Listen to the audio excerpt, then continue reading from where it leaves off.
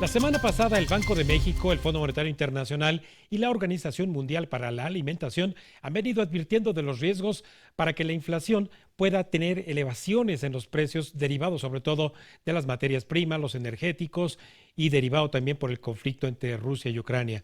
Pero hay otras variables que igualmente ponen en riesgo la estabilidad de precios y por ello es que para tener las cuentas claras recurrimos a la doctora Jessica Roldán Peña, economista en jefe de Casa de Bolsa Finamex. Muy buenas noches, Jessica. ¿Qué tal? Muy buenas noches, Raimundo. Te agradezco mucho, Jessica. Y bueno, pues obviamente tu observancia cotidiana en todas las horas del día la vemos ahí reportándonos qué está ocurriendo en el mercado de materias primas, ya no solamente alimentarias, sino también industriales, Jessica. Por supuesto, son pues básicamente en todos los mercados de materias primas, desde granos, la parte de energéticos, la parte de metales industriales, etcétera, que han visto incrementos muy importantes desde niveles ya de por sí altos o sea, que fueron creciendo durante todo el año pasado a raíz del conflicto de Ucrania y Rusia. Entonces, esto, como tú bien señalas, pone una presión adicional a la ya de por sí complicada escena que tiene la inflación a nivel global. Y bueno, debido a ello, pues es que se espera que los bancos centrales empiecen a subir tasas de interés de manera pues más decisiva. En particular, hablo de la Reserva Federal, pero también de otros bancos centrales en economías avanzadas, y pues eso también va a venir a abonar nuevos nerviosismo a los mercados financieros. Jessica, esta inflación de costos que implicaría para los productores de agroalimentos por consumir materias primas alimentarias y para los productores de bienes que consumimos nosotros, como esta mesa o el papel que estoy aquí teniendo a la mano, implica también un riesgo esta inflación de costos.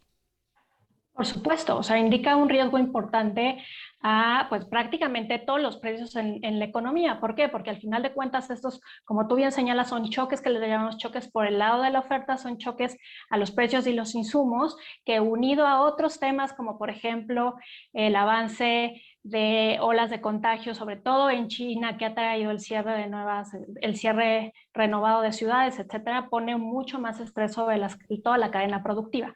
Entonces eso se puede ver fácilmente trasladado a los precios del consumidor y por ende pues a nuestros hogares y a nuestro bolsillo. Y Jessica, hace un momento que mencionabas justamente los ajustes que los bancos centrales tienen que hacer para disminuir la demanda de dinero. ¿Cómo le va a ir esta semana, pasado mañana, a nuestro Banco de México? Bueno, yo espero que el Banco Central anuncie un incremento de 50 puntos base en su tasa de referencia. Esto, pues similar a lo que ha venido haciendo las últimas dos decisiones.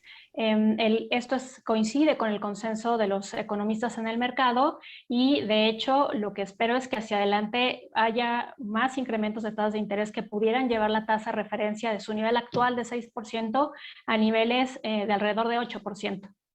Vaya, Jessica, entonces, esto querrá decir también que mueve las tasas de interés también para el ahorro. Por supuesto, traes pues como consecuencia, al final de cuentas, recordemos que el movimiento en la tasa de interés pues es un cambio en el valor del consumo a lo largo del tiempo. Y se trata de incentivar a que la gente ahorre un poco más, disminuya su consumo y por ende todo eso se vea trasladado a la fijación de precios. Entonces, pues sí, vamos a estar viendo tasas de interés más altas, no nada más en todo el mundo, sino también en México, y eso pues va a tener consecuencias tanto para las tasas de ahorradores, pero sobre todo para la tasa de nuevos créditos en la economía.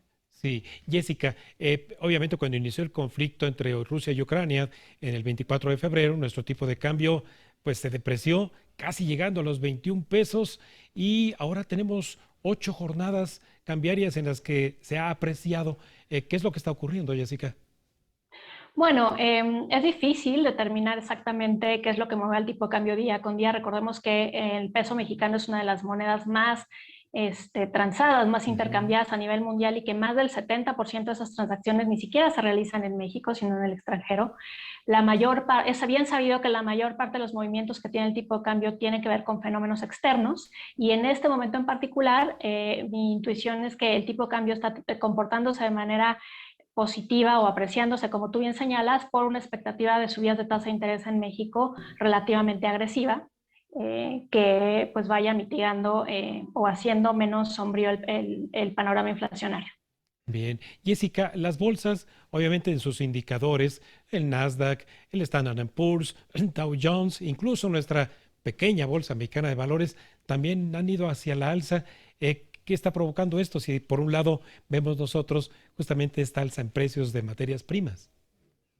Pues justo la expectativa de subidas de tasa de interés por parte de la Reserva Federal y de otras economías avanzadas hace que las tasas de interés en su conjunto empiecen a subir. Ujú. Ante esta subida de tasas, ¿qué sucede? Que la expectativa de ganancias de los inversionistas, porque que está dada a través del precio de estos de los instrumentos de bonos gubernamentales Ujú. disminuye y entonces eso hace que los portafolios se cambien, o sea, empiecen a tener ajustes y que pues el principal activo al cual recurrir sea a las bolsas. Es por eso que hemos estado viendo pues jornadas muy positivas para la bolsa, luego de que, por cierto, pues prácticamente durante todo el año han tenido pérdidas. Sí, finalmente, Jessica, aunque no quisiste darnos el pronóstico de cuántos puntos base se movería la tasa de Banco de México, ¿cuánto esperan en Finamex que se mueva? Esperamos que se mueva 50 puntos base 50. este jueves y que de aquí en adelante veamos incrementos en prácticamente todas las decisiones de política monetaria que, como dije antes, podrían llevar la tasa de referencia a 8%. Bueno, pues estaremos muy atentos en tu cuenta de Twitter a que nos compartas esta información tan oportuna para la toma de decisiones y sobre todo tener calma en cuanto al tipo de cambio porque es una variable muy, muy, muy sensible para la toma de decisiones. Muchísimas gracias, doctora. Al contrario, muchas gracias a ti, un gusto saludarte y saludar a todo tu auditorio. Buenas Hasta la noches. próxima, Jessica. Muy buenas noches.